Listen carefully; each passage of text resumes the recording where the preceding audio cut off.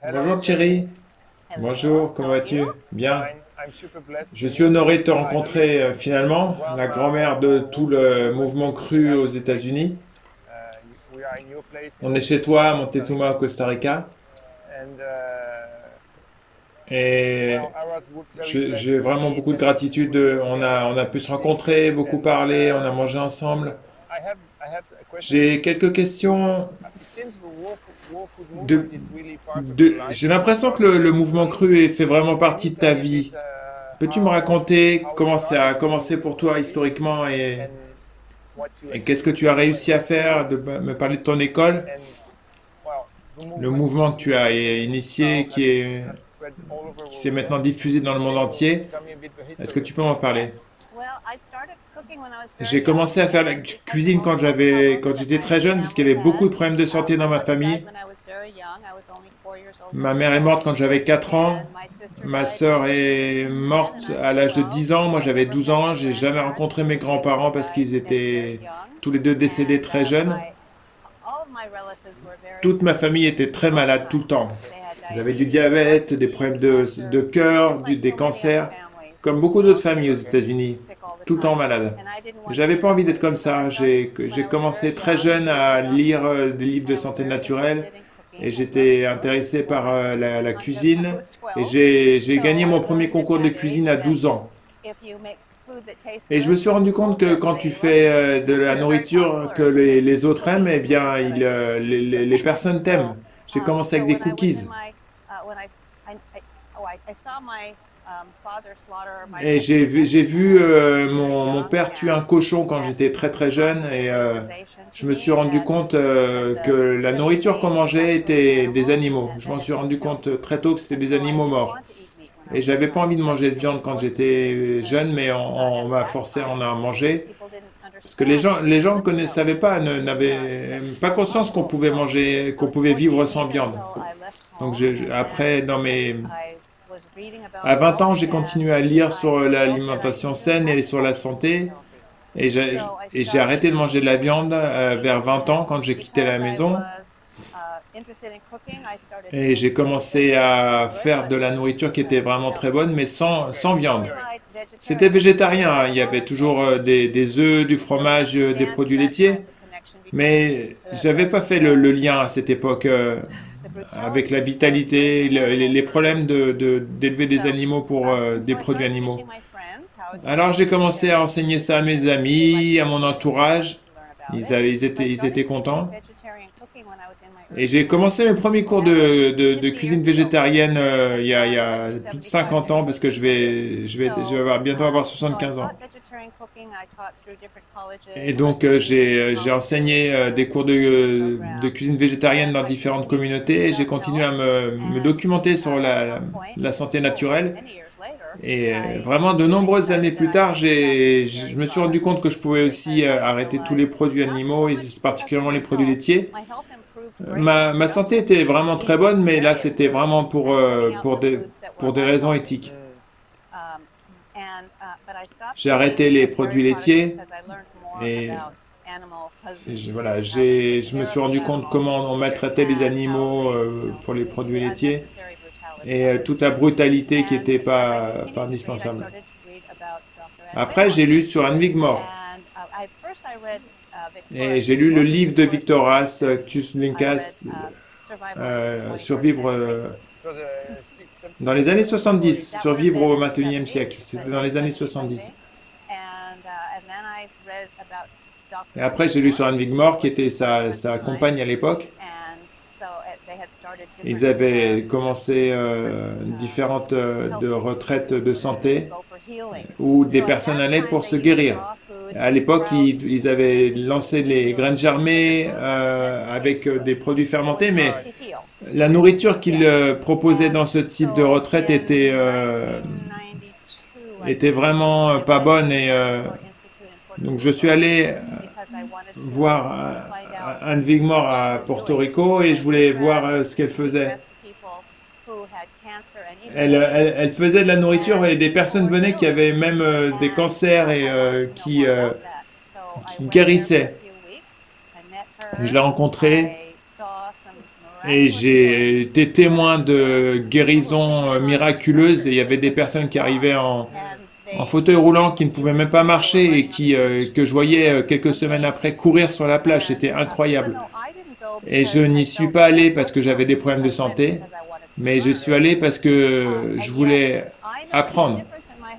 Par contre, j'ai eu des améliorations de ma santé dont je me suis rendu compte qu'une fois sur place. Je me levais avec le lever du soleil et il y avait Anne qui était déjà sur la plage à 6 heures du matin. Elle avait 80 ans à l'époque.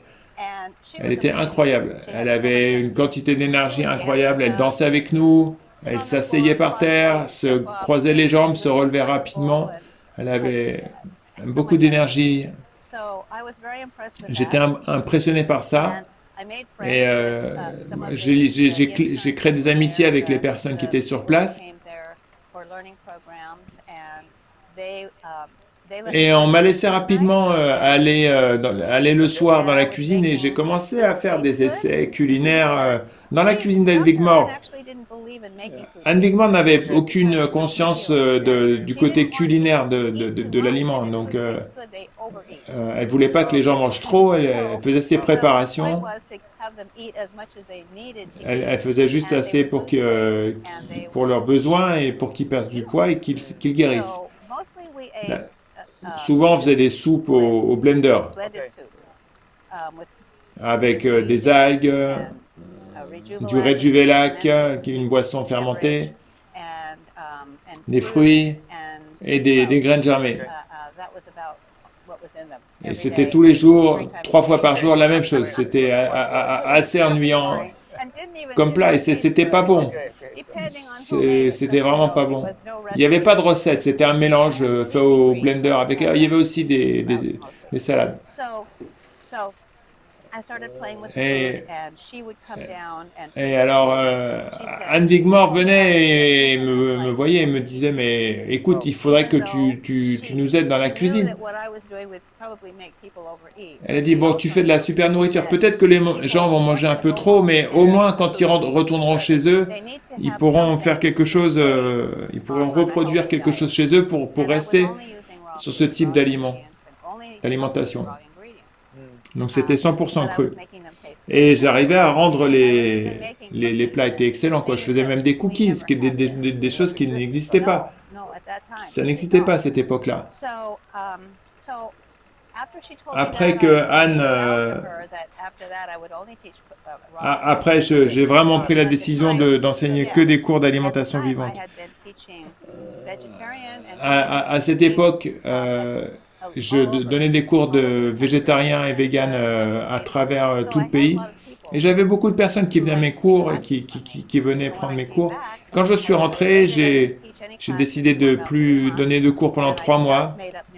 J'ai fait énormément d'essais, tout un tas des hamburgers, tout un tas de nouvelles recettes, des choses que les personnes aimeraient. Où est-ce que tu as eu ton inspiration? Parce que tu es le premier domino de tout ce mouvement. Je me réveillais en pleine nuit avec des idées, je ne peux pas te dire, j'ai été vraiment... il n'y avait pas de livres, je lisais pas de livres, j'avais de l'inspiration, c'est tout. Et après 3 mois, j'ai commencé à partager mes recettes avec des amis qui aimaient beaucoup la nourriture. J'ai commencé à reprendre les cours et j'ai rencontré Victoras Kuzlinkas qui avait aussi des retraites et c'est moi qui était la personne qui préparait les repas pour ces retraites. Et il m'a aussi demandé de faire les repas pour un événement pour sa femme en Californie. Je me suis occupé de la nourriture pour cet événement. Et Victoras m'a pris et m'a dit, écoute, c'est vraiment important que tu enseignes cette alimentation aux chefs. Parce que les chefs vont ouvrir des restaurants, vont partager ça avec leur communauté et ça va permettre au mouvement de se propager dans le monde entier. Et c'est comme si j'avais une mission à ce moment-là. Je croyais en lui. Quelques semaines plus tard, j'ai l'idée de ouvrir Living Light Culinary Institute. C'était Living Light parce que c'était de la lumière. Anne Wigmore disait que c'est l'alimentation vivante et c'est la lumière, c'est la première lumière. Living Light Culinary Institute, ma sœur m'a aidé. Nous avons loué des bâtiments et un centre de retraite et on a installé notre école là-bas. Et voilà, au premier cours, j'ai eu 48 personnes. Les gens étaient prêts pour ça. Il y avait une demande pour ça. Il y avait une demande. J'ai créé la demande moi aussi parce que j'avais déjà beaucoup de cours que j'avais donnés dans le pays avec l'alimentation végétarienne et végane. Donc les personnes étaient intéressées sur ce que j'allais faire après. Donc j'ai commencé ça et j'ai fait ça pendant quelques années. On a vraiment mis un centre de retraite, une école, et c'était des retraites de 2-3 semaines. J'ai rencontré mon mari Dan, qui lui avait géré une ONG qui s'appelait l'Institut pour la vie vivante, qui avait un gros groupe de personnes qui étaient intéressées par l'alimentation vivante autour de San Francisco. Et il m'a aidé vraiment au niveau des premiers cours de la partie de l'école à Mendocino en Californie, à côté de Mendocino. Bien sûr, j'avais fait des livres et j'avais donné des conférences et fait des démonstrations. Et à chaque fois que je faisais une conférence ou un cours de cuisine, les gens voulaient venir à l'école après. Alors on avait un magasin, un café, et on a dû acheter un hôtel après. Parce qu'on a eu des personnes qui venaient de 65 pays dans le monde pour venir prendre mes cours. Et ils apprenaient une nourriture qu'on pouvait ramener chez soi pour continuer à manger cru. Alors, j'enseignais des programmes nutritionnels, des programmes de cuisine. Et l'État de Californie nous a approuvés comme école de culinaire de second degré. Donc, on était la seule école végane en Californie et qui a été enregistrée par l'État de Californie. Et on a donné les cours pendant 20 ans à cet endroit. C'est très impressionnant. Tu es la grand-mère de tout ça. Tout arrivait la nuit et tu as commencé ce mouvement d'alimentation vivante. Et on peut dire que tous les livres d'alimentation, de recettes d'alimentation vivante en États-Unis et en Europe ont été inspirés par toi. J'ai eu de la chance parce qu'il y avait beaucoup de personnes qui étaient prêtes pour ça. Même des jeunes. Ils reconnaissaient qu'ils se sentaient mieux en venant prendre mes cours. Ils étaient fatigués, sans énergie. Ils venaient à l'école, ils prenaient mes cours. Et ils étaient enthousiastes et ils se sentaient vraiment beaucoup mieux. Parfois, il y avait 2-3 jours de détox et après ils avaient des maux de tête ou se sentaient pas très bien. Mais après, ils se sentaient si bien qu'ils avaient envie de partager avec tout le monde. Même s'ils venaient juste pour eux-mêmes, mais en repartant, ils contaminaient leurs amis et leurs familles. C'est pour ça que ça s'est diffusé si vite. Parce que toutes ces personnes qui venaient avaient envie de repartager, d'enseigner derrière. La famille, les amis, et ils avaient envie de partager. Oui, c'est une façon naturelle de partager les choses. C'est juste du bouche à oreille. Nous avons vraiment envie d'implanter ce que tu as créé, mais en Europe. C'est un vrai challenge, c'est un pays avec beaucoup de différences, beaucoup de différences culturelles. C'est pas le même environnement, mais on espère vraiment pouvoir continuer ce que tu as fait. et de continuer à diffuser ton message en Europe. Et ton idée initiale de faire des cours pour les chefs, c'est vraiment génial. Moi, je suis à l'alimentation vivante parce que j'aime beaucoup ça, mais j'ai aucun problème de santé. Parce que je fais ça parce que j'adore. Et j'espère qu'on pourra partager davantage ce mouvement et poursuivre ce que tu as initié aux États-Unis de ton cœur. C'était pas ton plan à la base, hein?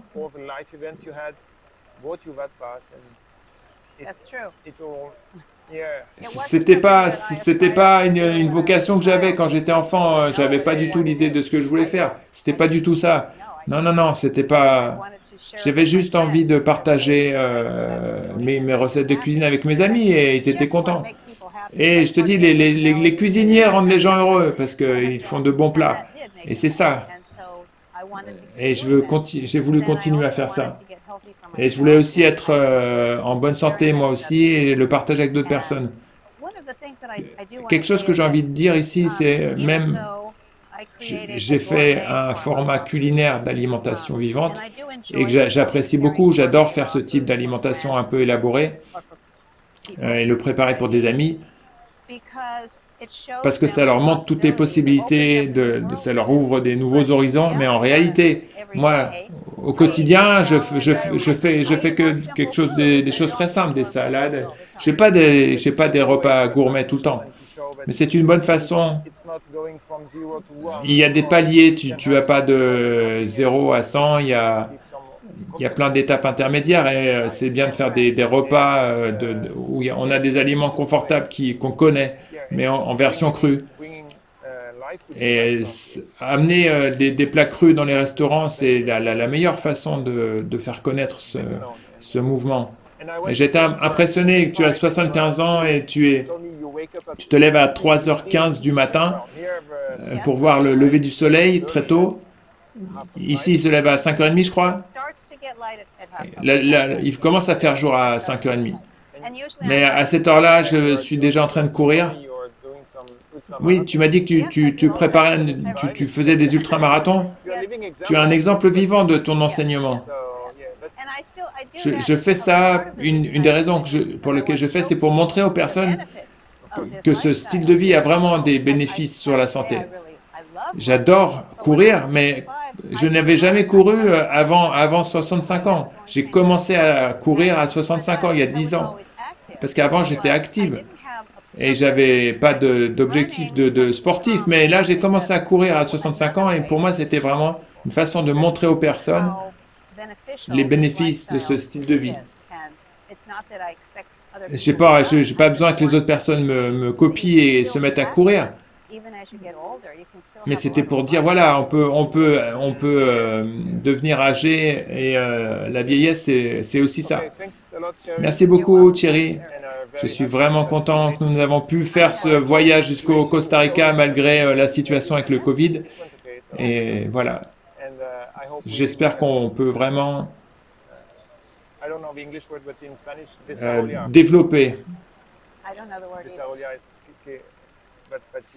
développer ton message et continuer ce que tu as initié aux États-Unis. Merci, merci.